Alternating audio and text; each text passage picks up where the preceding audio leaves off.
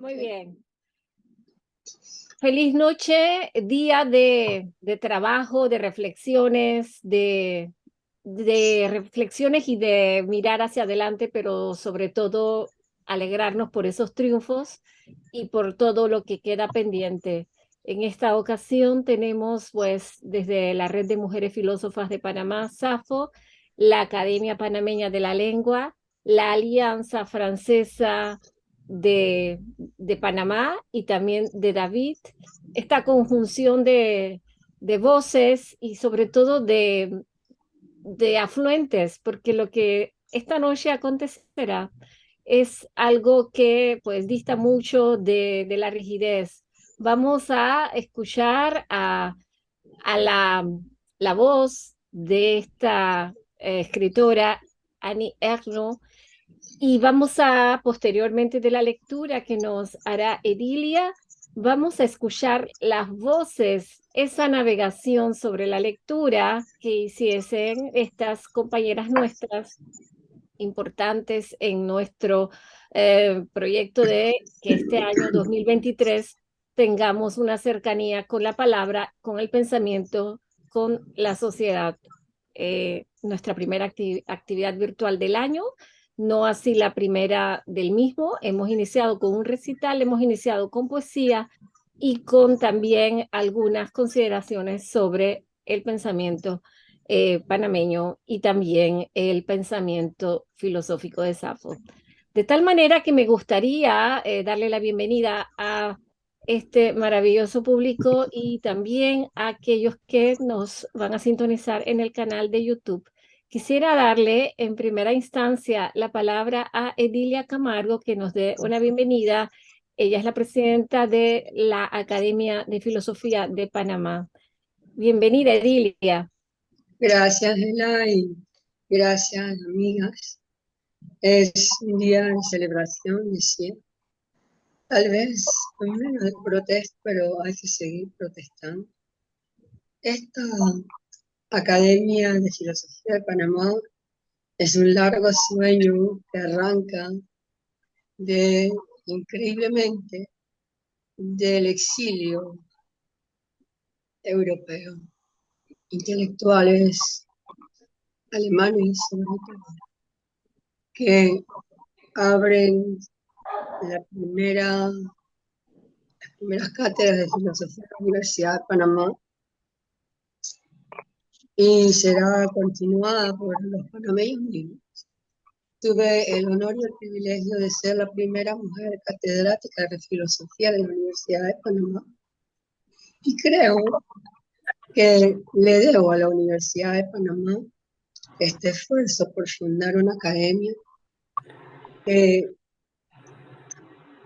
revise, actualice, que construya, que provoque también escrito. Es una nueva visión de la filosofía muy cercana a movimientos sociales. Y si hay relaciones de cercanía y lejanía, pero queremos hacer de esta academia, voy a ponerlo muy crudamente, un trabajo de calle, de escucha, de construir juntos una visión del hombre y de la mujer panameña. Entonces, les doy la bienvenida a este acto y nos toca pues seguir avanzando con esta institución en la que tal vez nadie cree en Panamá, pero para eso estamos nosotros. Gracias, Lina. Muchas gracias, Edilia. Quisiéramos cederle la palabra ahora a Sandrine Pía Castro, está al frente de la Alianza Francesa de Panamá. Quisiéramos que ella hiciera, pues construyera este introito para posteriormente que las compañeras que van a discutir la lectura que hará Edilia va a empezar con una lectura de un fragmento de La Mujer Helada y entonces posteriormente se van a presentar. Sandrine, bienvenida, muchas gracias. Muy buenas noches o tardes para algunos o algunas de ustedes. Gracias por la invitación. Estoy muy feliz de estar con ustedes, ya que tengo unos vínculos con la filosofía también. Fueron mis primeros estudios de corazón, iba a decir, en la universidad. Después entró la razón, pero lo primero fue filosofía en Aix-en-Provence. Voy a presentarle brevemente a Annie Ernaux, a la autora, con algunos hechos. Annie Ernaux es una escritora francesa que nació en 1940 en la región de Normandía, en Francia, en la ciudad de Lillebonne. Es mucho más que una escritora, es catedrática, profesora de letras modernas y obviamente ganadora de muchos premios literarios, incluyendo el prestigioso Premio Nobel de Literatura que ganó en 2022. Obtuvo ese último con la siguiente citación, describieron de tal manera por el coraje y la agudeza clínica con la que descubre las raíces, los extrañamientos y las trabas colectivas de la memoria personal. Annie Ernaux es la 16ª persona francesa en conseguir el premio y la primera mujer francesa en obtenerlo. Es una autora comprometida social y políticamente hablando y de origen humilde. Son elementos que ocasionan grandes molestias en ciertos medios intelectuales franceses y en particular masculinos. Su obra literaria es mayormente autobiográfica y ella misma la considera como un cruce entre la literatura, la sociología y la historia. En sus textos comparte desde su infancia, su adolescencia hasta su vida de mujer, madre y esposa. Narra sus propias experiencias como la vergüenza de sus orígenes humildes, el aborto, el cáncer de mama o la enfermedad de Alzheimer que sufrió su madre. Son siempre temas sociales muy fuertes. El estilo de Annie Ernaux se califica como neutro, no usa metáforas o estilos elaborados, utiliza un estilo que narra los hechos de manera sencilla. Ha publicado alrededor de 23 libros, empezando en 1974 con su primera obra, Les Armoires Vides. Es una temática sobre el aborto, mientras, si se acuerdan, en esa misma época era la época en que se debatían las leyes propuestas por Simone Weil en la Asamblea Nacional Francesa. Luego podemos citar en 1981 la obra de esta noche, La femme gelée, la mujer helada, que fue su tercera obra con el tema de la vida de una mujer en los años 60, justo antes de la emancipación. También hay que mencionar a la obra La Place, cuyo tema es la muerte de su padre, otra obra que fue galardonada con el premio Renaudot en 1984, una obra en la que narra la progresión social de sus padres, que es otro tema importante para ella. Y su última publicación ha sido el año pasado, El hombre joven, Le jeune homme. No quiero alargar mucho con esa introducción y nada más hacer una presentación muy breve antes de dar la palabra a Edilia para la lectura. Solamente quisiera citar esa frase de Annie Ernaux en la que ella describe qué es la escritura para ella. Escribir no ha sido para mí un sustituto del amor, sino algo más que el amor o que la vida. Así es como ella describe la escritura. Muchísimas gracias.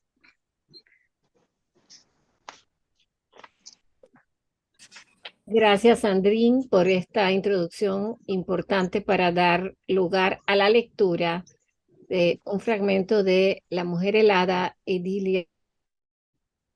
Gracias, Ela. Ni virilidad ni feminidad. Conoceré esas palabras más tarde, solo las palabras. Aún no sé lo que representan, aunque hayan tenido que persuadirme de que tener algo en los pantalones o no. Importante matiz, me río, pero no, ahora lo digo en serio. Sí, lo he pasado mal, sobre todo por haber sido educada de manera tan anormal, sin respeto de las diferencias. Más bien, contenta de ser chica, a causa de mi madre, por supuesto. Ser una niña significaba sobre todo ser yo, siempre tan alta para su edad, fuertota, menos mal, a pesar de esa carita pálida, tripita sin cintura hasta los 12 años. Una niña que busca el máximo placer y la máxima dicha, sin preocuparse por el afecto que producen los demás. ¿Qué relación hasta entonces insospechable entre amar y pegarse, decir tacos como ellos y convertirse en una puta? Me estoy viendo herida y lo peor era no entender, ni siquiera tenía ganas de abalanzarme o zurrarle. ¿Cómo acabaría? Pues siendo alguien a la fuerza. El velo de la novia. Tampoco pasaba por el velo de novia. Paciente y regularmente, enseguida, se me convence de que el matrimonio no es sino una peripecia en función de los estudios y el oficio, como para los chicos. Armarse bien para la vida. Ingenuidad de mi madre, que creía que el saber y un buen oficio me protegerían de y contra todo, incluido el poder de los hombres. Hay que decir que había una laguna en su manual de instrucciones de la vida. Niña educada sin trabas, con una idea gloriosa de sí misma, pues no exactamente. Me las arreglo sola con esa cosa más caliente y más viva que las piernas o el vientre, lo que ella denomina la calderilla, y que yo imaginaba como una caldera pequeña, ahí abajo, maculada, sucia, de esconderse. Saber estar al acecho de todas las frases curiosas de los mayores. Pienso aún con repugnancia en mi cuerpo de niña, en mis sueños, en mis conversaciones con otros niños, saltarme por completo esa época de la adolescencia, 15 años, la idea tenaz de ofrecer a un chico la completa inocencia, corazón, alma, piel, y él como un dios entrará en mí como en una casa vacía. El mío, decíamos entre amigas y las primas, no es igual al tuyo. Estaban las que nos enseñaban, las que miraban, las que se dejaban tocar y las que tocaban. ¿Qué te jodas a que lo digo? Ajeno, aquí nadie se raja. En el columpio gritando, me río, ja, ja, ja, ja. Se te ve, me ve la raja, ja, ja, ja, ja. Cuerpo y corazón. La línea del cuerpo no se confunde con la del corazón, más punteada. Fui realmente una niña enamoradiza. Cálculos.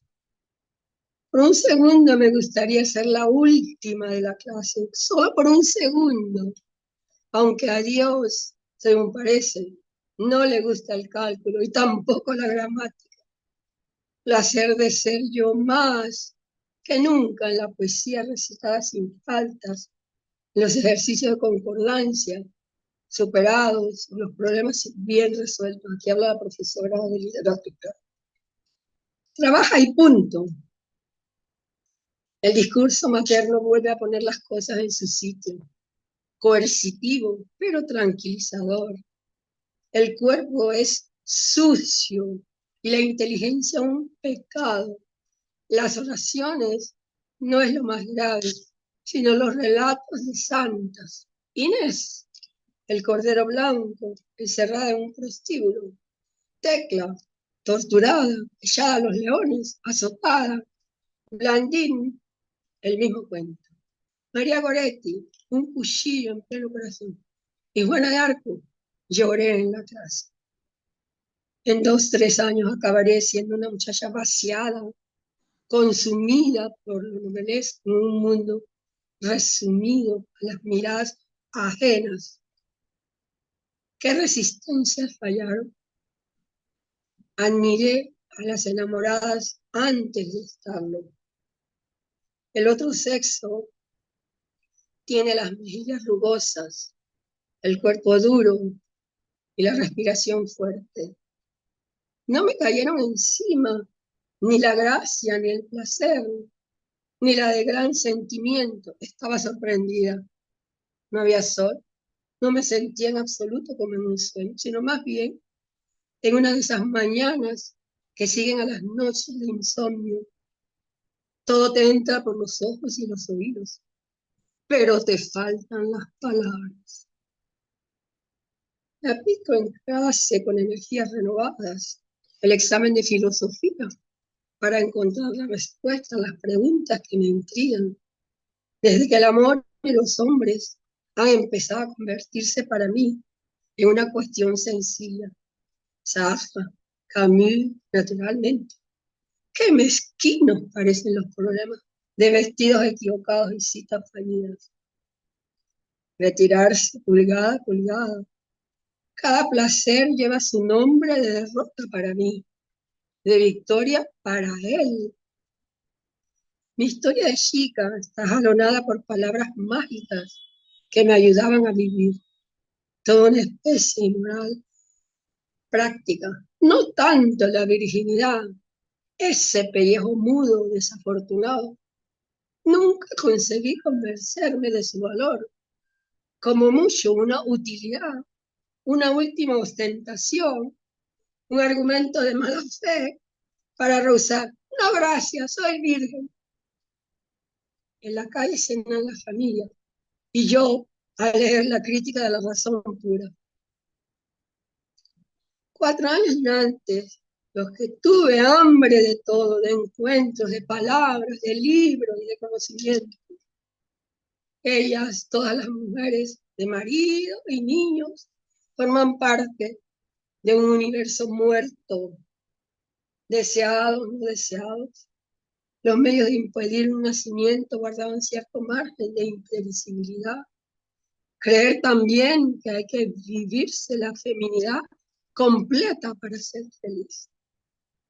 La verdadera maternidad, las pataditas, pasear esa tripa desmesurada, ese orgullo no vale más que el de la erección. El oscuro deseo de seguir embarazada el mayor tiempo posible, retener mis últimos momentos de mujer, solo mujer, no madre, mis últimos días antes de las tandas de pechos, pañales y los lloros. Compartimos la cría, tú el biberón de noche, yo el de la mañana. Odio en sí, allí donde me estanqué, donde vivía día tras día la diferencia entre él y yo, donde me hundí en el universo femenino encogido, donde me hinché de minúsculas preocupaciones de soledad. Yo era la guardiana del hogar. Muerto para mí el tiempo de la infancia. Comíamos juntos, dormíamos juntos en la misma cama, leíamos los mismos periódicos, aunque me guste o no. Yo también voy a precipitarme en ese maravilloso refugio de las mujeres profes. Acabaron sin que me diera cuenta los años de aprendizaje. Después se convirtieron en una costumbre, una suma de ruidillos en el interior. Molinillo de café, cazuela, profe discreta, mujeres de ejecutivo vestida de cacharel o de rodilla en el exterior. Una mujer helada. Me parecía que ya no tenía cuerpo. Nada más que una mirada puesta en la fachada de las casas. Caras marcadas, que pronto me parecerán a esas caras marcadas, patéticas, cuando las veo volcadas en el lavacabezas. Me digo, dentro de cuántos años, al borde de las arrugas, que ya no puedo ocultar, de las carnes flojas. Yo era ya esa cara. Gracias.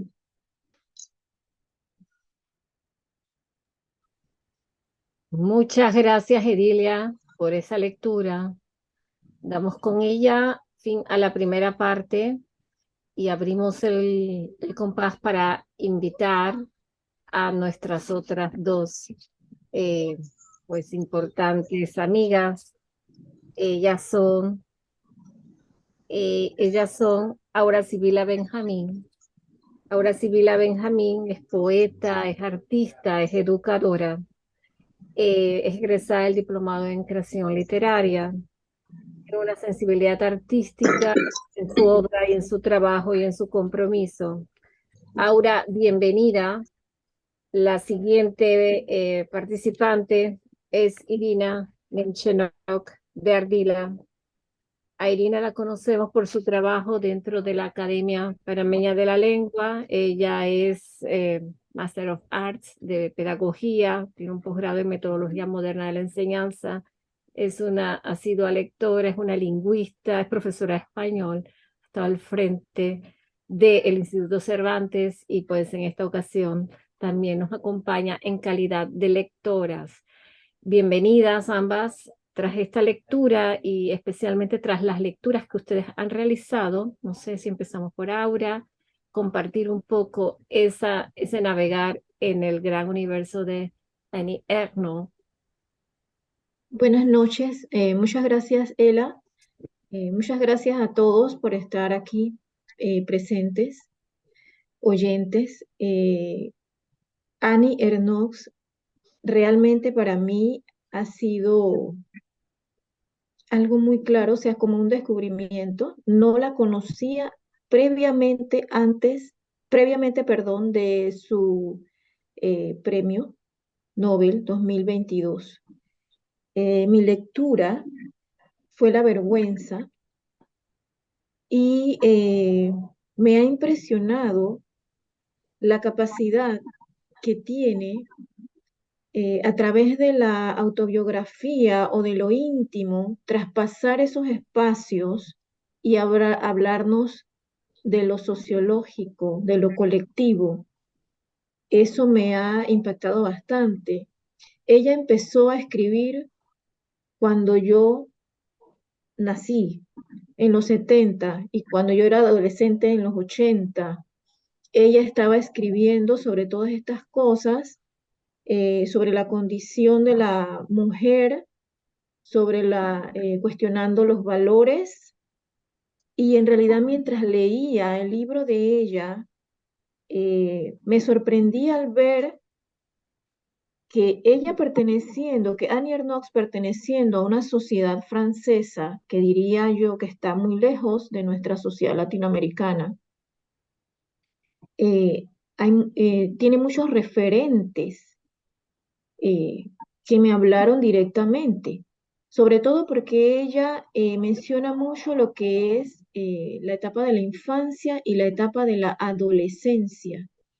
Ella recurre a la memoria, pero es observadora de los detalles del entorno de su sociedad y conjuga eso, de manera que cuando habla en el yo, cuando habla desde el yo mujer, habla desde nosotras mujeres y habla desde el toda la sociedad. Me resulta impresionante cuando ella manifestaba observar dos fotografías en la que una está en su comunión, es el recuerdo de comunión, con todos los atavíos culturales y costumbres, el misal, el rosario, todas estas cosas, y en otra foto estaba junto a su padre en un paseo que había hecho a Lourdes y su mamá se había quedado en casa. La segunda foto, a ella le recordaba precisamente el evento en el que focaliza este texto, que es el día 15 de junio de 1952, en que el papá intenta matar a su mamá. Y ese momento, a través del cual gira todo el texto de Ernaux, la marcó a ella y ese fue el inicio de la vergüenza porque se dio cuenta de que no era igual a los demás, a pesar de que sus papás, siendo humildes, como dijo hace un momento la presentadora, hicieron el esfuerzo de pagarle una escuela privada, de poder brindarle muchas cosas que a los niños de las clases bajas no les era permitido. Sin embargo, ella siempre mantuvo en su crecimiento esa sensación de ser diferente, esa sensación de no pertenencia, esa sensación de no soy de aquí, soy diferente. Y a partir del evento ese en la casa, ese evento de violencia, la hundió en el concepto de sí misma y de su familia de que eran personas indecentes, o sea, pensando que ese evento era único, único en su vida, único para ellos, y eso los condicionaba a ser personas excluidas, que no merecían como respeto. Eso, en medio de la cultura popular francesa, es un hito, y por eso es que ahora Ernaud es reconocida porque renueva la autobiografía, imprimiendo en sus temáticas de género una relevancia sociológica. Entonces, ella, insisto, a través del sesgo de su propia experiencia, ella nota, evalúa las diferencias sociales, todas las diferencias de valores, todas estas cuestiones que su mamá le inculcaba, porque ella reconoce que su mamá era como la jefa de familia, que su mamá le inculcaba para que ella pudiera aspirar a más, sin embargo seguía anclada a lo religioso, eh, porque era como lo único que les permitía tener cierto eh, estatus en la sociedad, que vieran que eran personas muy apegadas a las normas, al buen comportamiento, al buen proceder, a la religión, o sea, que eran personas que merecían eh, el respeto social. A partir de ahí, su estilo en los textos es un estilo fotográfico. Eh, Su escritura no es complicada, sin embargo es una lectura que te atrapa por la capacidad que tiene de retratarte, de traspasarte, de que tú incorpores esa lectura hacia tu propia vida y entonces Annie se convierte como en el espejo de la vida de todos o de todas. Eh, pues eso es todo lo que yo podría decir. Me resultó muy interesante la lectura de Ernaud. Quiero leer más textos, me llamó muchísimo la atención y me ha hecho cuestionarme mucho de lo que yo veo incluso ahora, eh, con el comportamiento que seguimos teniendo muchas mujeres en la actualidad, que queremos como, que siempre hemos querido y siempre hemos luchado y siempre queremos un espacio más, otra apertura, eh, porque a pesar de la lucha hay mucho todavía por lo que luchar y por lo que alcanzar, pero esos sesgos culturales se siguen manteniendo, siguen insistiendo, siguen amarrando, siguen eh, evitando que nos sintamos realmente plenas de alguna forma, porque queriendo hacerlo de parte de nosotras mismas, yo me siento libre, yo quiero sentirme que puedo acceder a muchas cosas, pero siempre hay eventos sociales que te muestran palpitando así insistentemente en que las cosas no son iguales, no son equitativas y de que hay mucho por lo que seguir luchando. Eso es todo. Muchas gracias. Cualquier pregunta a la orden. Muchas gracias, Aura. Aquí nos has dejado con unas ideas importantes que procederemos también con el público a, a degustar y a compartir. Vamos a darle ahora la palabra a la profesora Irina para que nos dé también un poco de beber de esa lectura que ha hecho sobre Ernaud. Buenas noches. Bueno, primero felicitaciones para todas las señoras que nos acompañan, que es un día muy importante. Bueno, para mí siempre ha sido importante porque los 23 años que viví en Moscú, ese día es el comienzo de la primavera. Y de verdad no es el día solamente de la lucha. La verdad, nunca se habló de ninguna lucha y de ninguna equidad, de ninguna protestas, solamente se hablaba de llevar flores, celebrar el comienzo de primavera, y más bien era una fiesta muy alegre, romántica, y de mucha admiración hacia la belleza de sexo femenino. Para mí, género es concepto solamente gramatical. Yo utilizo siempre la palabra sexo, no género. Porque, bueno, así me enseñaron mis profesores. Bien, a diferencia, pues, leí completamente otro texto, no he leído ni el primero ni el segundo, y lo que he leído y también ha sido la primera lectura para mí de esta autora fue un libro que se llama El lugar, que para mí está muy mal traducido al español. Yo lo habría traducido Un lugar en la vida. Y me parece que, no sé, eso dirían Ella y las que dominan, pues los que dominan francés, si del francés al español está bien traducido o no. Porque en francés es la place, ¿no? Y Podemos invitar a los francófonos que nos aclaren esa duda. Excelente punto para empezar. Bueno, tú hablas francés, ¿no?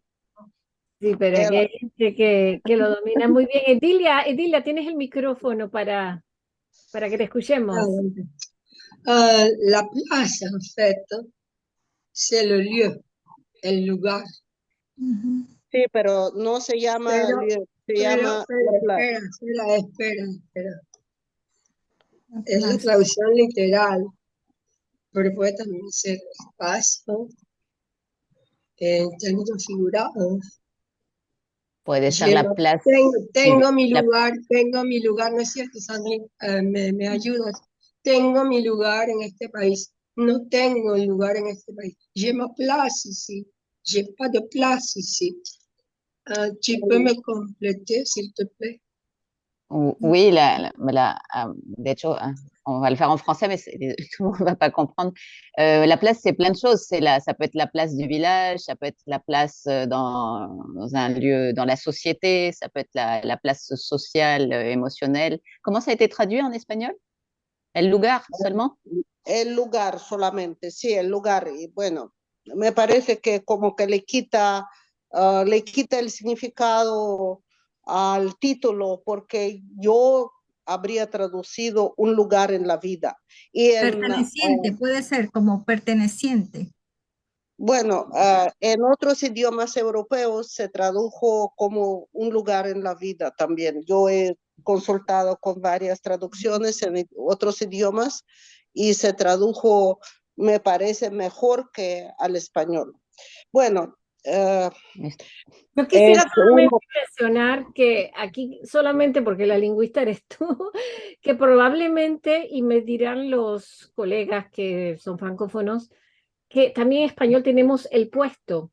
Y haciendo referencia a lo que va ontológicamente hablando, introduce Aura, ese lugar, ese puesto, esa diferencia. Creo que en ese sentido sería el puesto que ocupo o que me dejan ocupar.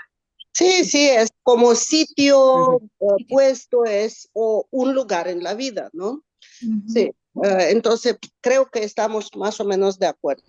Bien, pues lo que más o menos les he preparado, que no sé si alguien había dicho que ella inició su carrera literaria en 1974, creo que lo dijo ahora también, con una novela autobiográfica que se llamaba Alacenas Vacías.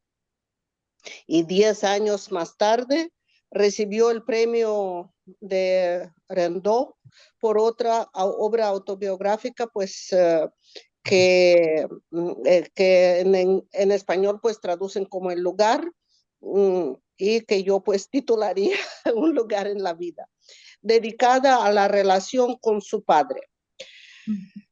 Pues la novela El lugar es pequeña, es apenas 100 páginas.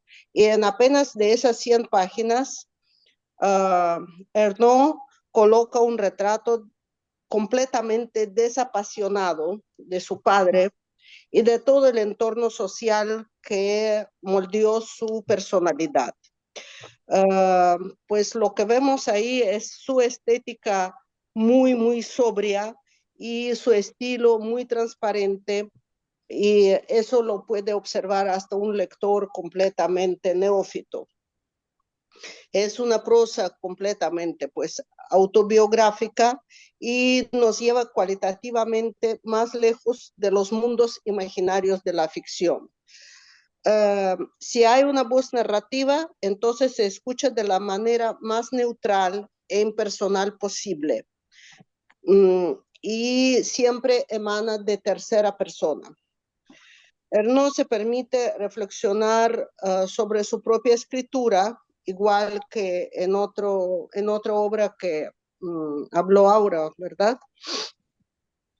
Y en la que ella se distancia de la poesía de la memoria y defiende escritura plana, cuyo concepto se asocia al movimiento literario Nueva Novela, Le Nouveau Roman, ¿no? Que surgió en Francia en la década de los 50 con la búsqueda de lo que Roland Barthes, teórico literario, estructuralista, llamó el grado cero de la escritura. El lenguaje de Ernaud en esta obra aspira a tener y refleja una importante dimensión política también. Bueno, sabemos por otras vías y por otras fuentes sus posiciones políticas, que son muy radicales. Es una mujer que tiene posiciones radicalmente de izquierda, una izquierda bastante, ¿cómo decir?, no tolerante. Sabemos sobre yo más que todos he escuchado de ella precisamente por sus posiciones políticas, cuando ella firmaba cartas en contra de la existencia del Estado de Israel y tal cual. Pero bueno, yo me aparté de todas estas posiciones leyendo el libro, aunque los que calificaban el premio Nobel, para darle el premio Nobel, también mencionaban para darle el premio Nobel sus posiciones políticas, lo cual me extrañó un poco. Su estilo siempre se ve también en esta obra empañado por una sensación de traición por parte de la clase social de la que proviene. Yo he tenido la percepción de una mujer muy, muy acomplejada, que nunca ha podido superar sus complejos, y creo que ella misma confiesa eso. Ella admite alguna vez que la prosa para ella es un acto político que abre los ojos a la desigualdad social. Y para ello ella utiliza lenguaje filoso, un lenguaje que parece como un cuchillo para romper el velo de la imaginación, ella prácticamente no deja para el lector capacidad para crear ambiente, una imagen más rica, porque todo es muy cortante, todo es muy distante y la siento como si ella quisiera cortar alas a los lectores. Algunos críticos consideran que esta búsqueda cruel, pero según ellos es una búsqueda casta para descubrir la verdad. También dicen que ella parece la heredera de Jean-Jacques Rousseau. Bueno, yo no me atrevo a opinar sobre el tema, también quisiera pues que las profesoras de filosofía dijeran si verdaderamente puede considerarse como heredera de Jean-Jacques Rousseau, ¿no? No sé qué dicen las profesoras de filosofía. Calladas. También leí la expresión, el epíteto que le colocan en algunos artículos. Me parece algo fuerte y algo quizás un poco más para amasar, que quizás tenga que ver con esa dureza o esa, digamos, hasta sinceridad, esa posibilidad escueta, pero también los temas que aborda. Así que en torno al humano, ¿no? Así que Sí, no. bueno, pero para mí, pues, no sé, en ruso la literatura en sí se llama bella literatura. No se dice literatura como tal, se dice bella literatura o literatura artística. Entonces, cuando leo a Arnaud, definitivamente no capto, no percibo lo artístico, percibo solamente Más pues político. más cortante, más, no sé, además son como, y creo que ahora también lo dijo, que le parecía como unas fotografías, ¿verdad? Como unos reportajes fotográficos que bastante dinámicos, no puedo negarlo, pero muy, muy escuetos y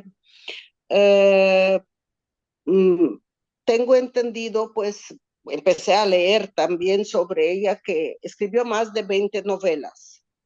Por ejemplo, en esta novela ella da completa espalda a la ficción a favor de comprender su propia biografía al comienzo de su carrera. Y ella combina experiencias históricas con experiencias individuales. Y yo diría que ella nunca describe, ella siempre narra la vida de sus padres, su adolescencia, el matrimonio, sus relaciones pues con un hombre, la muerte de su madre, el cáncer de mama, pero todo es narraciones. Y a mí, no sé, a mí me molesta eso. La novela, que pues vuelvo a decir, es completamente autobiográfica, totalmente. Y entonces en esta novela ella habla como en una crónica fría y distante su experiencia personal, siempre dolorosa, e incluso yo diría traumática.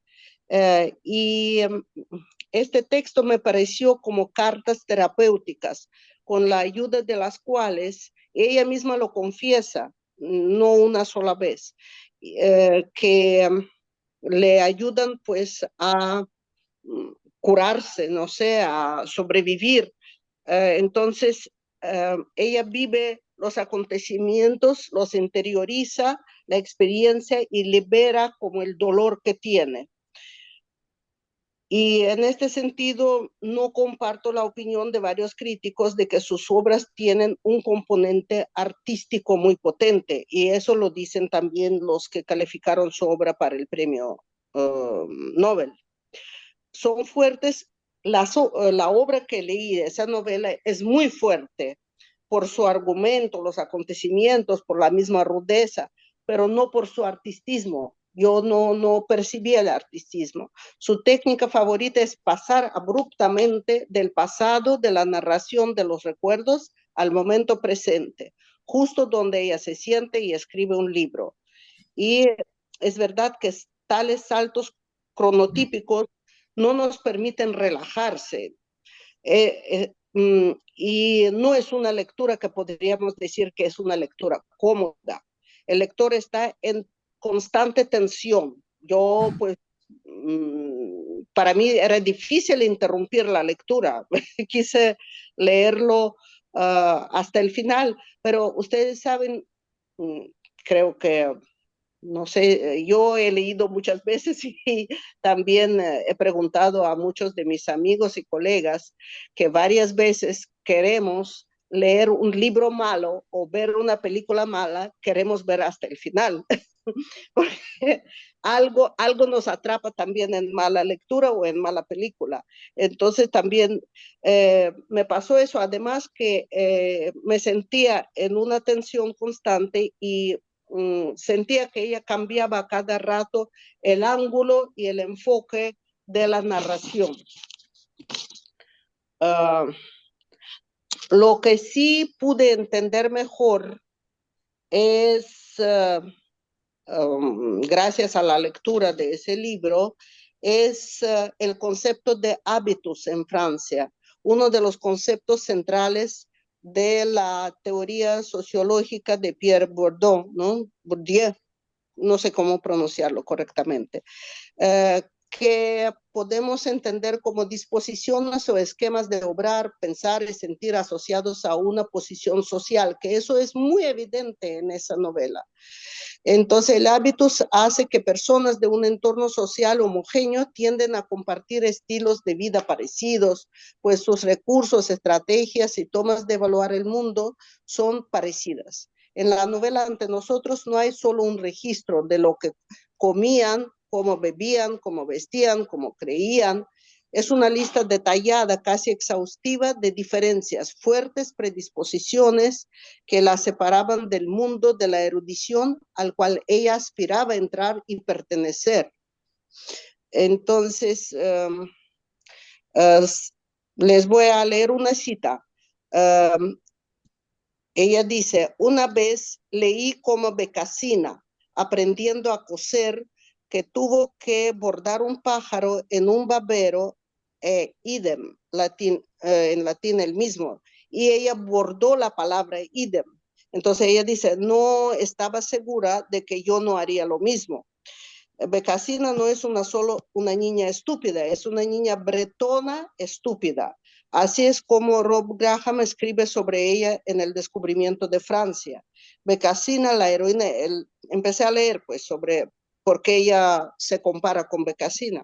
La heroína de un cómic popular creado en 1905, se convirtió en la encarnación del punto de vista de los forasteros sobre Bretaña.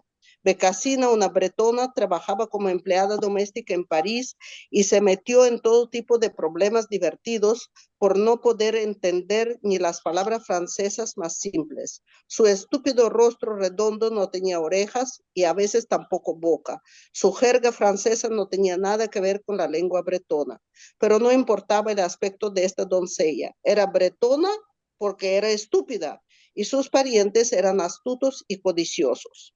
Entonces ella se compara con esta chica Becasina.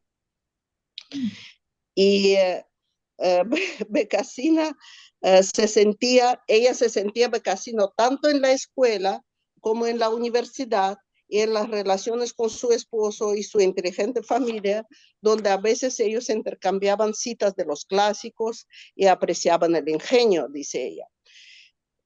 Pero siempre sentía el constante horror secreto de cometer errores o una acentuación incorrecta, alterar las reglas de etiqueta. Era el mayor enemigo de la fluidez para ella, eso, alterar pues las reglas o pronunciar una palabra incorrecta. Era mayor enemigo de la fluidez en la comunicación, pues siempre se siente que era una persona muy, muy insegura. Entonces el papá de ella le decía que nunca tuviste que avergonzarte de mí, exclamaba padre con orgullo, decía pues, dice ella. Pero ella confiesa que sí lo tuvo que hacer constantemente y con muchísima frecuencia. Entonces, unas confesiones de ella bastante interesantes sobre la escritura. Ella dice que escribo despacio a medida que me esfuerzo en develar la verdadera trama de mi vida dentro de un conjunto de hechos y de decisiones. Tengo la sensación de que pierdo el verdadero rostro de mi padre. El retrato tiende a ocupar todo el espacio, la idea a avanzar por sí sola. Si por el contrario dejo que se deslicen las imágenes de recuerdo, vuelvo a verlo tal como era. Su risa, su forma de andar me lleva de la mano a la feria y los tíos vivos me aterrorizan. Todas las señales de una condición compartida con otros me resultan indiferentes. Una y otra vez me obligo a apartarme de la trampa de lo individual. Desde luego no siento ningún placer al escribir. En este empeño por mantenerme lo más cerca posible de las palabras y las frases oídas, resaltándolas a veces con cursiva, no para indicarle al lector un doble sentido y ofrecerle la satisfacción de una complicidad, que yo rechazo en cualquiera de sus formas, nostalgia, patetismo o burla, simplemente porque esas palabras y esas frases dibujan los límites y el color del mundo donde vivió mi padre, donde también viví yo, y donde jamás se tomaba una palabra por otra. Entonces, otra pequeña cita que me pareció interesante. Al escribir, se estrecha el camino entre dignificar un modo de vida considerado inferior y denunciar la alienación que conlleva, porque esas formas de vida eran las nuestras y casi podía considerarse felicidad, pero también lo eran las humillantes barreras de nuestra condición, conciencia de que en casa no estamos del todo bien. Me gustaría decir felicidad y alienación a la vez, o más bien la impresión de balancearse de un extremo a otro de esta contradicción. Bueno, como ven, pues tuve una impresión muy especial sobre la autora y lo que pues releí otra vez lo que hablan el Comité Nobel sobre los méritos de esta escritora francesa. Dicen que Annie Ernaux cree claramente en el poder liberador de la escritura. Hasta ahí estoy completamente de acuerdo, es verdad. Su trabajo es intransigente y está escrito en un lenguaje sencillo. También estoy de acuerdo. Y cuando revela la agonía de la experiencia con gran coraje y agudeza clínica, describiendo la vergüenza, la humillación, los celos o la incapacidad de ver quiénes somos, alcanza alturas extraordinarias. Bueno, con esta apreciación, ustedes me disculpen, pero yo no lo pude percibir ni lo experimenté. Bueno, es más o menos mi discreta opinión sobre la obra, pero les recomiendo que la lean para ver si tienen completamente. Ya les digo que la obra atrapa, la obra atrapa y la leí de un solo respiro, pero pues la obra es otra cosa, si me gustó o no me gustó. La obra no me gustó. Gracias. Pareciera una persona muy acomplejada, muy disgusto con la vida, donde no ve nada de esperanza ni de color, por lo que he escuchado de las tres versiones. Qué pena, o sea, es una pena vivir así. Voy a leer un pasaje. Perdón. Y saben lo que a mí me preocupa últimamente, también los criterios que se utilizan pues por el comité de premio Nobel para escoger pues al ganador. Por ejemplo, cuando escogen a un poeta cantante, me parece que no está tan mal, porque definitivamente escribir la letra de una canción es también ser poeta, ¿no? Y puede ser que sea un poeta muy talentoso. Pero aquí yo veo como unos criterios un poco superficiales, que un poco como prestarse a la moda, dar compromiso hacia algo político, hacia lo que está ahora como en la cresta de esta izquierda, que es bastante peligrosa. Entonces, no estoy pues muy satisfecha con este, como decir, camino o lo que estoy viendo pues hacia dónde va la orientación de escoger a una obra meritoria. Es una forma de influenciar en alguna forma y de prolongar lo que estamos viviendo. Hola. Sí, esto es lo que queremos. Vamos a darle justamente el espacio a Irina para que plantee de esta lectura, porque lo importante acá no solo son las diferentes miradas, sino que también estamos presentándonos con diferentes obras. Seguramente el público está tomando nota para abordar y obviamente para escoger aquella obra que quiera completar con su lectura. Edilia, cuéntanos sobre La mujer helada o sobre No, lo que... voy a pasar a otra obra. Pues yo me la recorrí toda, me la he leído 3 o 4 veces. También me leí Los años. Y me atrevo a refutar la opinión de apoyada en la obra misma. Yo no soy crítica de literatura, soy filósofa. Dice, todo era burla y fatalismo. Primero dice, la crítica a los medios de información importaba más que la información en sí. A ver qué hay ahí de arrogante, qué hay ahí de acomplejado. Todo era burla y fatalismo jocoso, propios de un día de fiesta. Los suburbios iban a explotar de nuevo el conflicto israelo-palestino. No tenía solución, no la tiene. ¿Dónde está la solución? Okay. Son, como dicen los norteamericanos, fact-checking. Ella no está volando con la imaginación, no está proponiendo poesía en su narración. Muy bien. Creo que pasé la página. Ajá. No tenía solución. Y el mundo iba directo a su pérdida con el calentamiento global, la capa de hielo fundiéndose y la muerte de las abejas. Fact-checking.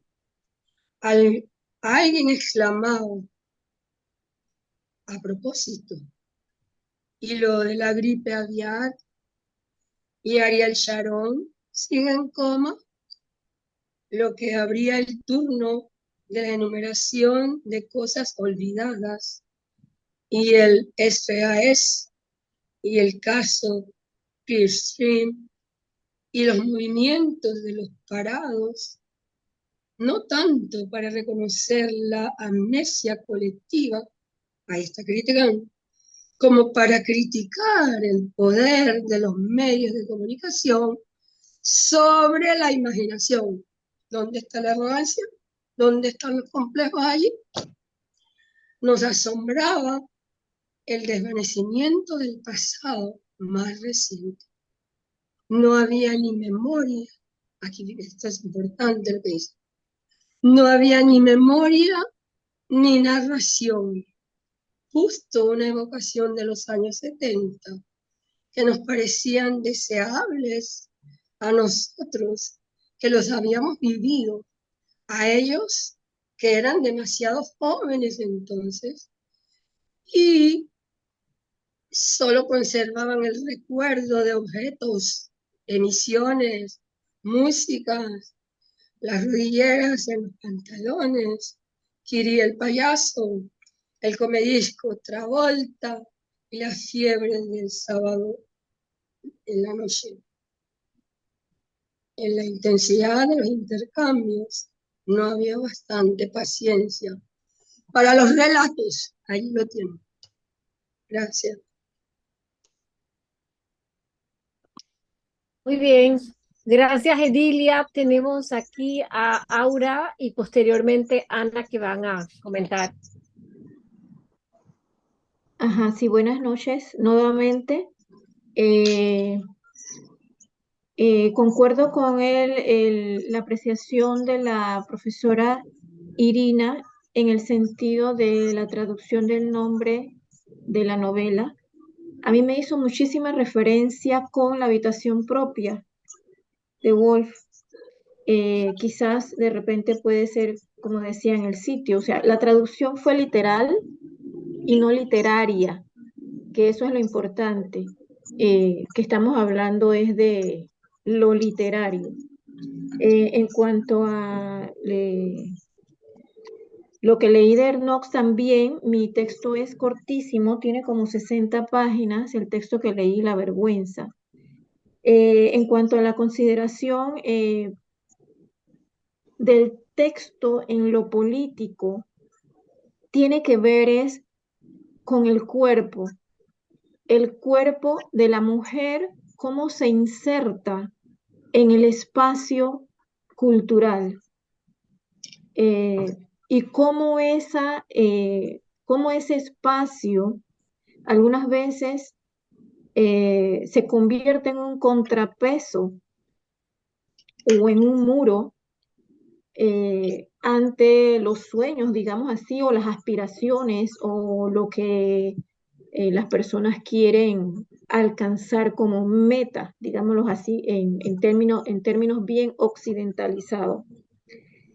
A mí me llamó muchísimo la atención, o sea, es la significación del cuerpo como mujer, lo que ella busca mostrar a través de estos relatos. Efectivamente, ella no accede a ningún elemento preciosista, digámoslo así, metafórico o poético. Sus textos son transparentes, sencillos, expresa de una manera directa, porque ella misma pertenece a la clase social de la cual habla, por eso decía que ella explora su yo mujer íntimo y a la vez observa el yo de las mujeres de la sociedad y la cultura para expresar en sus textos todo lo sociológico. Es un yo colectivo, es un yo sociológico, es una mirada puesta de una manera bien precisa sobre la sociedad de la que forma parte y cuestiona los moldes, cuestiona el papel asignado, cuestiona las diferenciaciones evidentes dentro de las estructuras sociales. Entonces, quizás por eso nos pueda parecer que no tenga ningún carácter de hermosa literatura, pero quizás precisamente eso es lo que pretende retratar, y a eso es lo que yo me refería con el estilo fotográfico, porque resulta que a las personas de clase media, de clase baja, que todos los días, bueno, ella retrataba específicamente una situación en donde vivían muy esforzadamente y con muchas carencias. Sus padres la mandaron a ella a una escuela privada y lo dice en este texto que habla en primera persona, y era la única de la familia entre todos los primos incluso en la calle en la que ella vivía, que asistía a un colegio privado católico. Entonces, el ambiente de ella social, el ambiente social contrastaba en esa caminata diaria que ella efectuaba saliendo de un barrio de clase media baja hacia otro barrio en donde ella tomaba clases con las señoritas, que eran las monjas, y donde se le exigía cierto comportamiento o cierta imagen o cierto protocolo que ella intentaba cumplir, pero que notaba, sin embargo, que era totalmente diferente, puesto que las niñas, sus compañeros,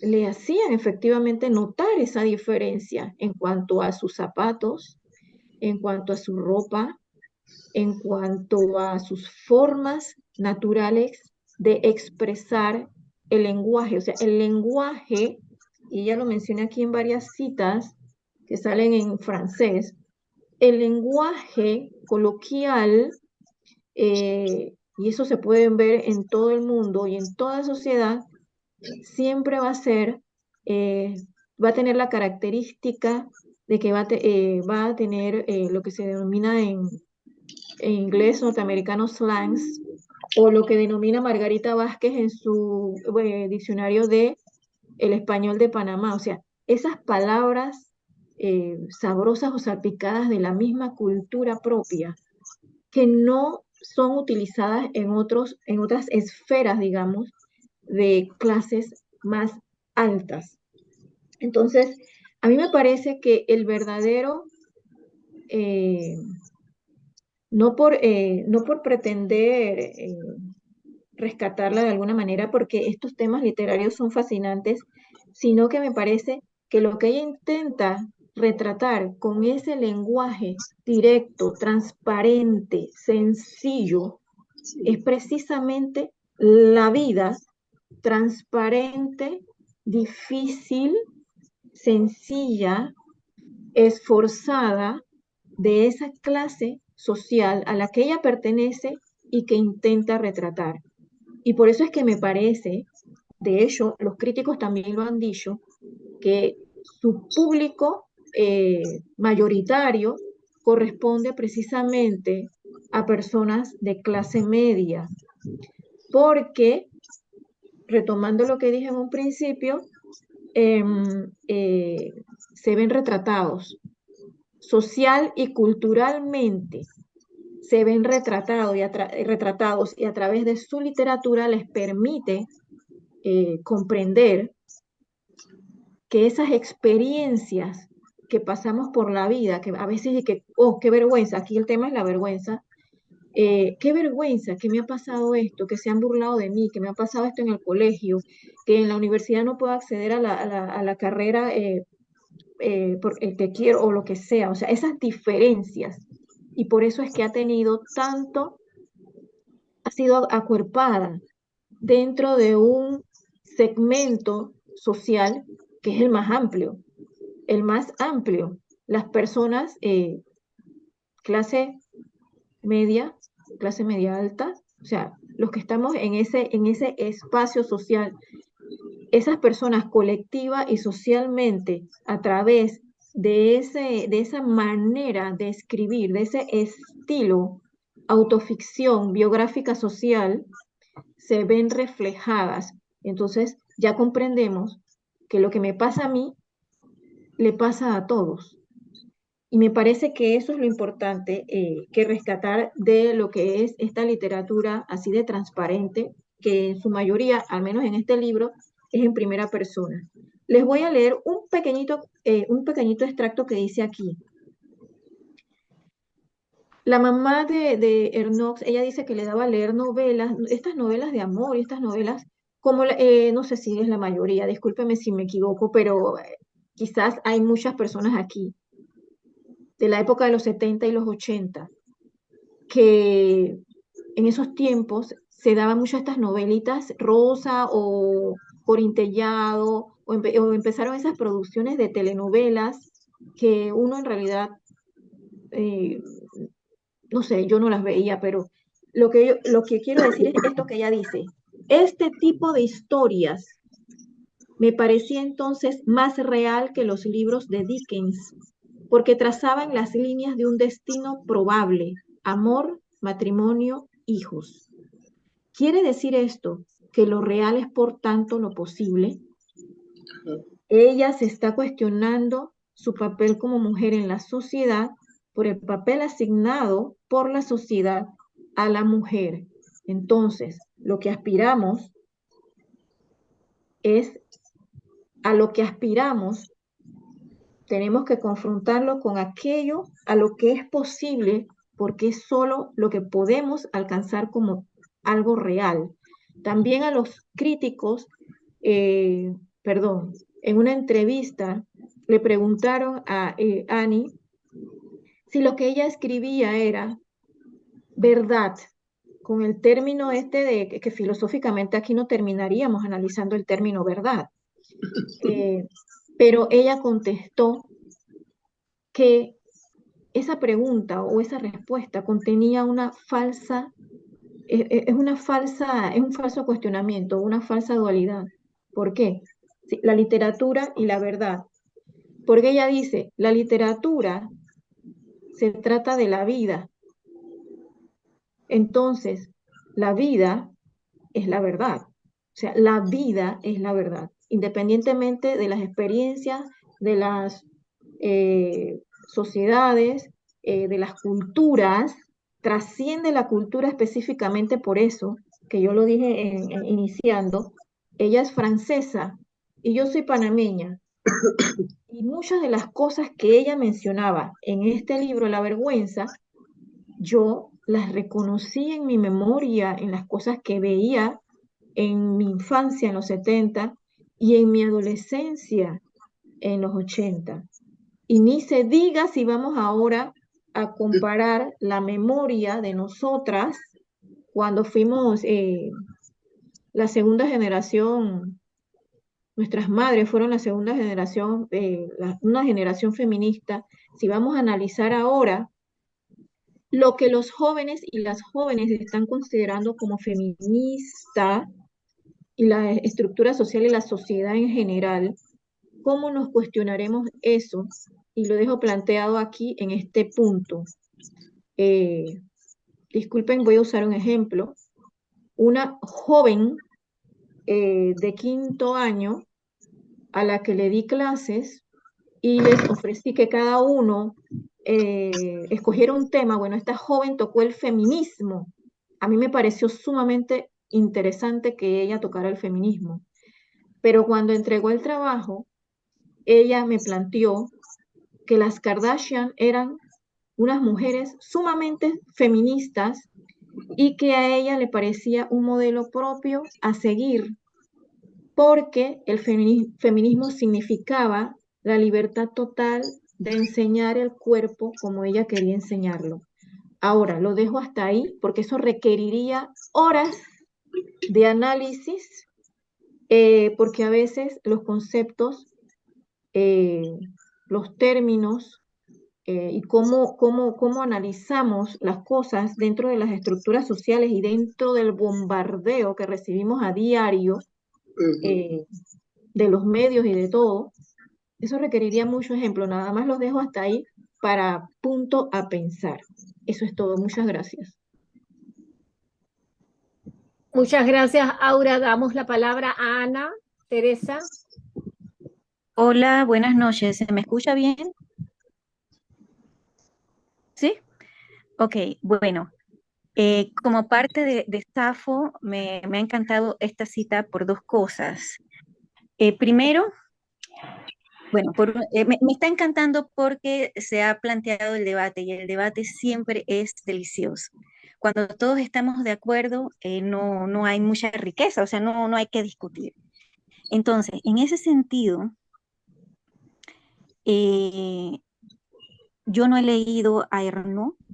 Con lo que se ha dicho aquí, ya tengo un libro comprado con lo que se ha dicho aquí, Voy a leerla para sacar mi propia conclusión. Sin embargo, frente a lo dicho por la profesora Ardila y luego, digamos, la respuesta bien puntual de la profesora Camargo,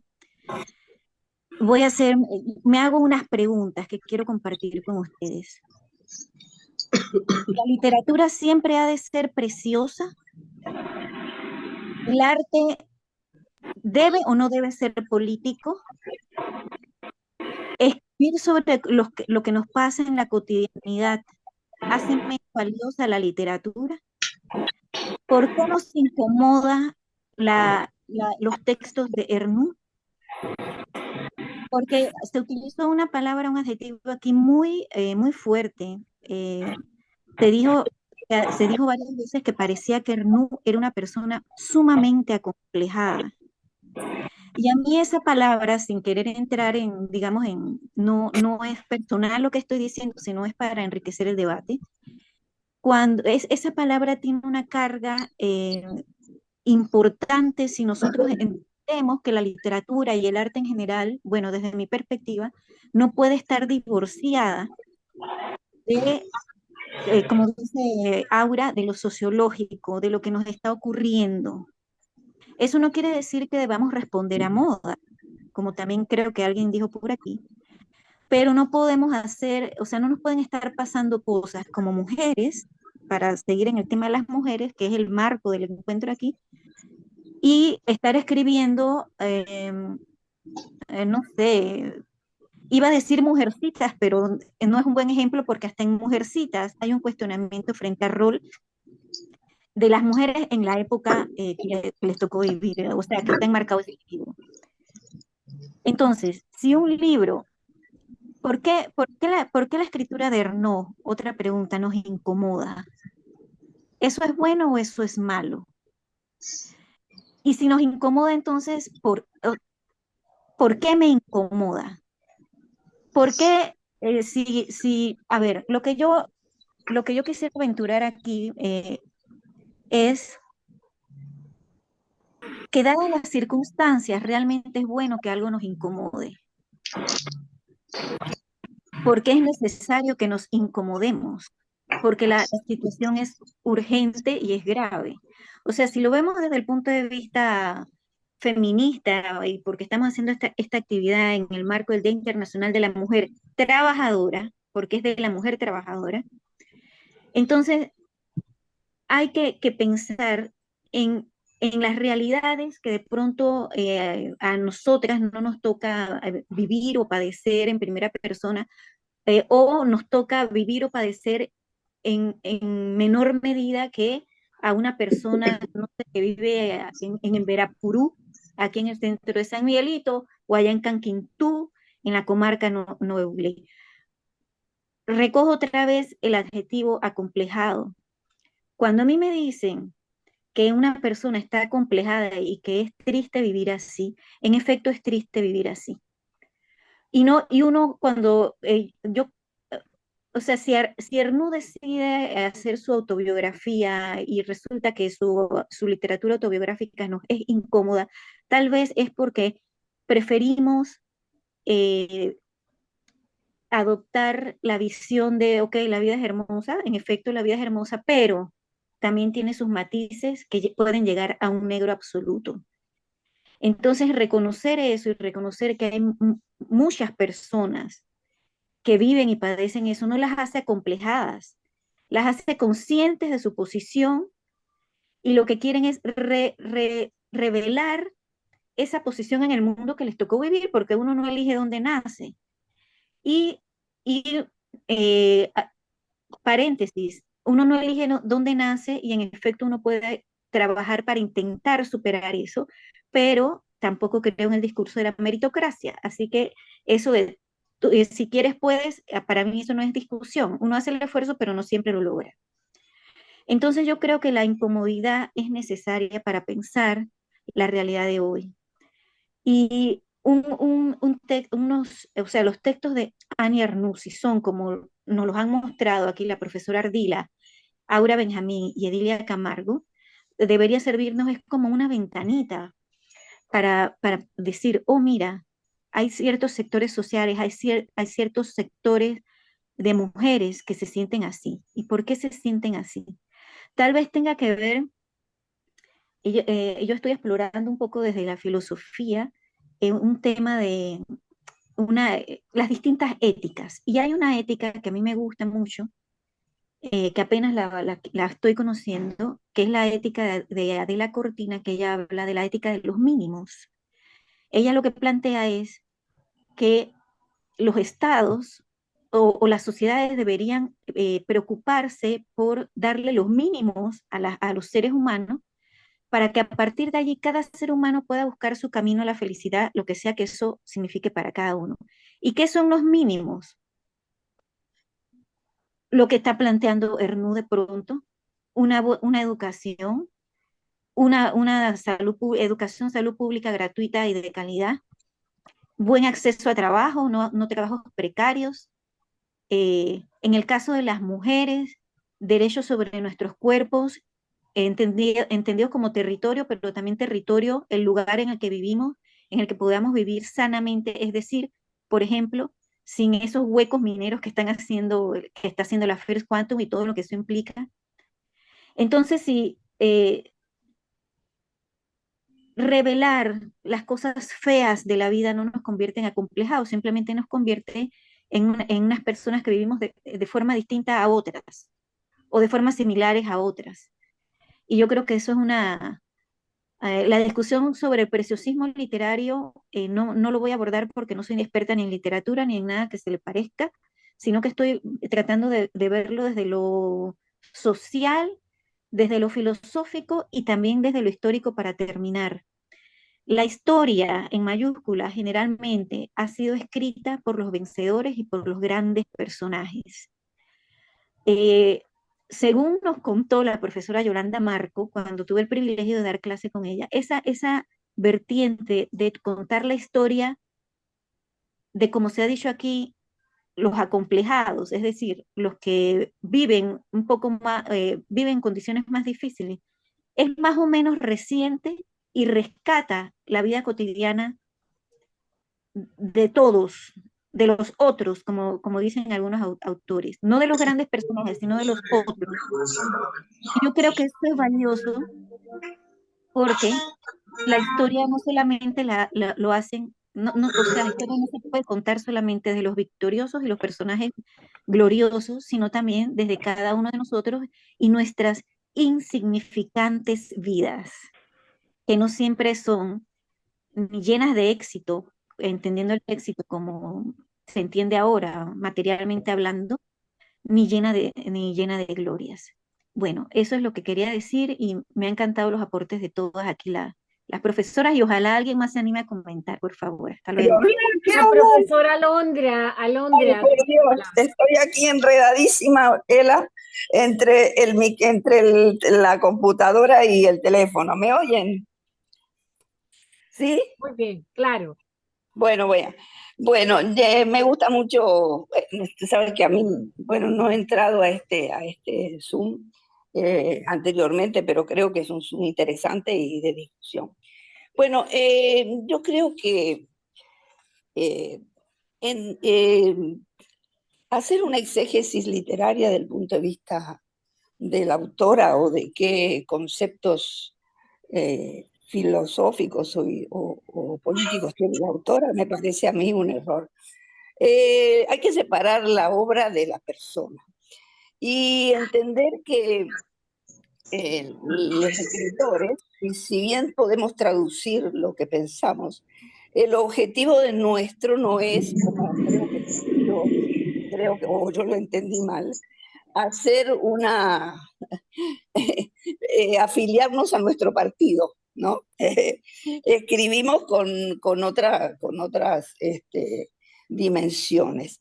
Esta es una autora compleja porque justamente viene a ser, y entonces también aquí voy a expresar algo que se ha dicho, que a expresar aquellas formas de la intimidad que posiblemente se puedan dilucidar en un, me ayudará Edilia, en un sillón psicoanalítico. Pero eso no quiere decir que nosotras, la vamos a juzgar como si fuera psicólogos, si está complejada o no, porque no somos especialistas en eso. Pero sí su expresión es absolutamente de tanta intimidad, pero sobre todo de una intimidad con desparpajo. Y esto es, por supuesto, lo que molesta. A mí no me molesta, a mí me encanta, porque desde que obviamente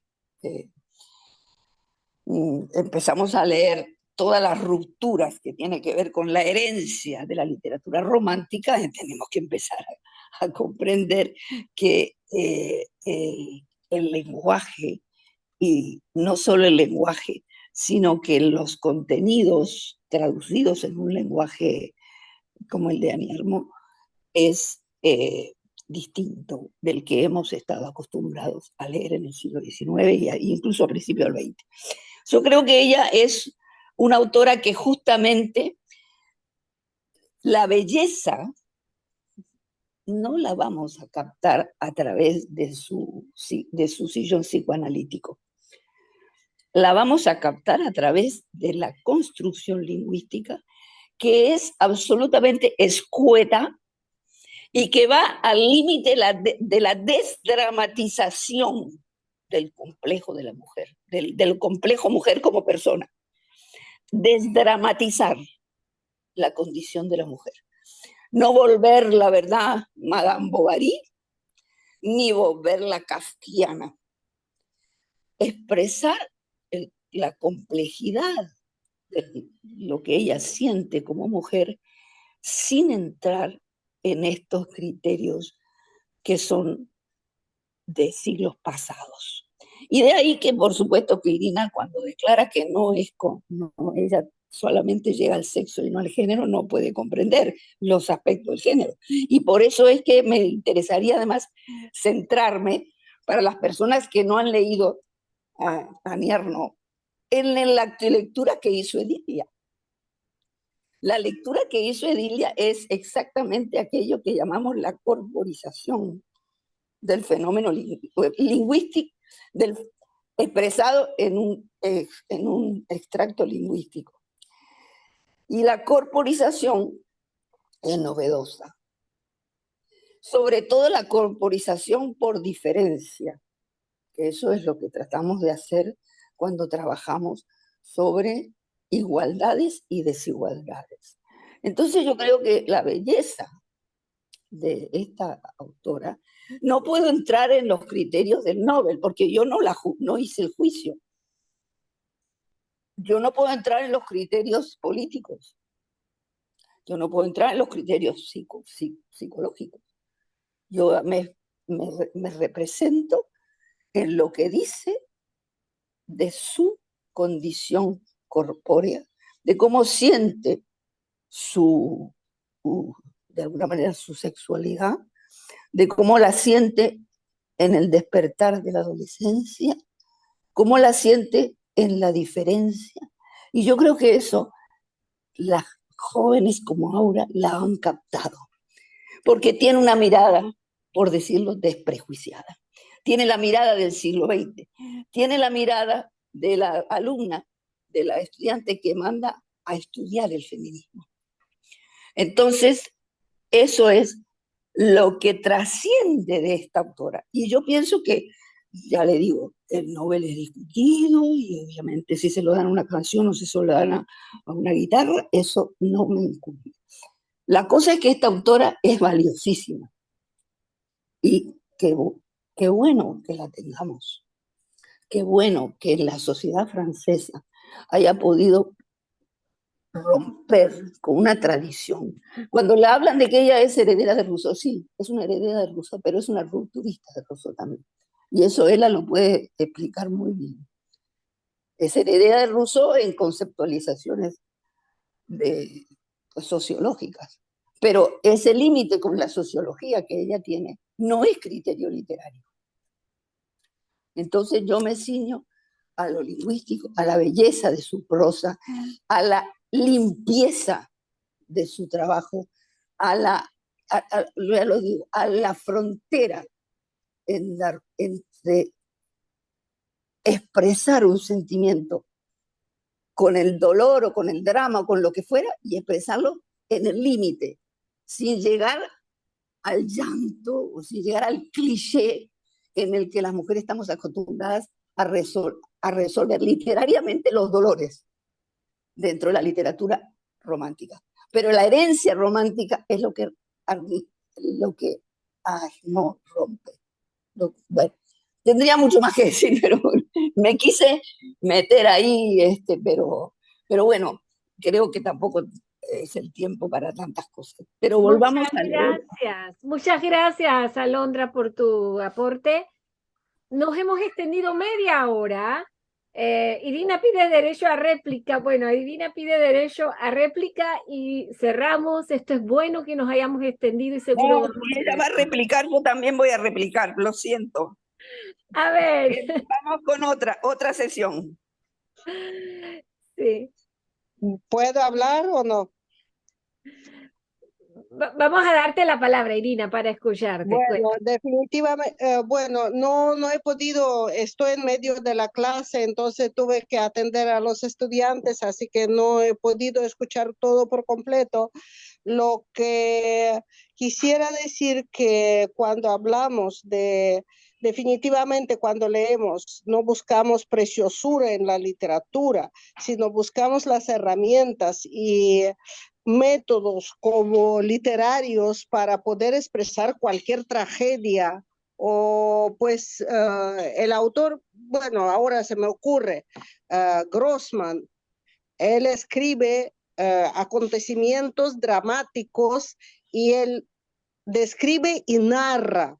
Entonces es una obra completa donde se crea el ambiente, donde verdaderamente tú sientes la tragedia, la epopeya, tú la vives, no es nada ni romántico, ni no vas a llorar con lágrimas melancólicas, sino que yo considero que un verdadero literato, un verdadero autor que tiene talento, debe dominar la forma para poder tocar definitivamente lo más íntimo, las fibras de cualquier persona. Si tú escribes en una forma distante, en una forma tan fría, en una forma que es una crónica periodística, por ejemplo, la Alexievich, que también es una autora que narra, y era periodista, yo creo, narra la guerra, pero es completamente diferente. Es una autora talentosa que tiene las herramientas, las domina. De eso se habla. No se habla de que la literatura debe ser preciosa o no. Yo hablaba de bella literatura en el sentido que el talento del autor es el que transmite cualquier pues sentimiento, cualquier acontecimiento, pero en una forma que verdaderamente te conmueve. A mí particularmente esta autora no me ha conmovido, ¿no? Eso es lo que es mi opinión, pues muy, muy personal, ¿no? Ya. No te conmovió, pero te atrapó. Sí, me atrapó, no la pudiste yo he soltar. procesado que sí me atrapó y la leí en un abrir y cerrar de ojos, eso sí, pero no me gustó la obra, pues, vamos a decir así, me atrapó, pero no me gustó. Sonia y después Esther, que nos leemos algo acá. Completo perfectamente tu gusto por Grossman. A mí Grossman me llegó profundamente, ¿verdad? Me cautivó su literatura, su enfoque, su estilo. Y era una vida muy dura, muy tormentosa, muy trágica, muy de todo lo que quieras, sin llegar a las lágrimas, ¿verdad? Y aplaudiendo su valentía del enfoque y la valentía de vivir la vida a pesar de todo. Me da la impresión que la señora Arendt en alguna forma, casi desprecia vivir. Esa fue mi impresión que tengo de... Habrá que leer 3 o 4 libros para comprender un poquito. Me recuerda un poquito a una escritora alemana que también fue premiada, que hablaba de las vacas en la sala. No me acuerdo el nombre de ella ahorita, pero una alemana que es muy parecido a Arendt. Ajá, no, creo que Arendt. No, no Ajá. está. Ajá. Arendt, tuvimos a Arendt el año pasado y vamos a repetir a Arendt seguramente. Bueno, Esther nos dice que estos temas dan para mucho análisis, depende del enfoque que le demos, psicológico, literario, sociológico. Como género literario, ella fue de las que ha iniciado todo lo referente a la autoficción. Bueno, definitivamente vamos a recoger algunas ideas para cerrar. Esto se ha extendido y esto es maravilloso. Este indagarse a sí misma incomoda, quizás, porque es más que un ejercicio de memoria, o justamente porque es un ejercicio de memoria, un señalamiento desde lo ontológico, desde el ser hacia lo político. Aura hablaba desde la lectura de la vergüenza sobre estas diferencias, la incomodidad de estas diferencias. Y la pregunta que cabe aquí con este planteamiento, ¿se puede hacer literatura desde las diferencias? Hay muchos ejemplos. No, quizás sacude por esta sinceridad, atrapa pero incomoda, ¿verdad? El retrato. No me he incomodado, no me he incomodado, simplemente, pues, además no se puede separar ahí autobiográfico de la persona, digo, literatura de la persona, porque la obra de ella es 100% autobiográfica, ella no lo niega, así que separar a la autora de su obra es imposible. Bien, por esas preguntas que hacías en torno a lo lingüístico, la pregunta sería cómo se inserta el cuerpo de la mujer en ese espacio. Aura hablaba del yo colectivo, del yo sociológico, Irina y Aura también mencionan acerca del tema de la sociedad, de la clase. La lectura que nos hace Edilia, ¿verdad? Es una lectura sobre el cuerpo. Entonces, la herida del relámpago, esa imagen de la fotografía también lo planteó Aura, duele, el relámpago, el flash duele, esa mirada o esa materialización de la imagen duele. Ese dolor y esa grieta a veces también nos impide ver. Esa herida del fulgor que ahora perdemos con la inmediatez de fotografiar desde un celular, quizás es necesario recordarla para recorrer el cuerpo, en este caso el cuerpo de la mujer. Cuerpo y lenguaje fueron los ciclos de sesiones que Safo mantuvo, la Red de Mujeres Filósofas, el año pasado. Erno nos recuerda este binomio, cuerpo y lenguaje. Aparece en todo lo que ustedes han dicho desde estas diferentes lecturas y estos diferentes enfoques. Por tanto, da para más, da para muchísimo más. Probablemente tengamos que hacer otra relectura, discusión de Erno, pero seguramente no será la última conjunción donde la Academia Panameña de la Lengua, la Red de Mujeres Filósofas y su espacio Safo, y por supuesto la Alianza Francesa de Panamá y de David, estaremos, ¿verdad?, mancomunados en este quehacer de espacios y en este pensar la palabra. Muchísimas gracias a todos los que nos sintonizaron, valiosa su presencia y la inspiración. Que tengan una excelente noche. Gracias a todos.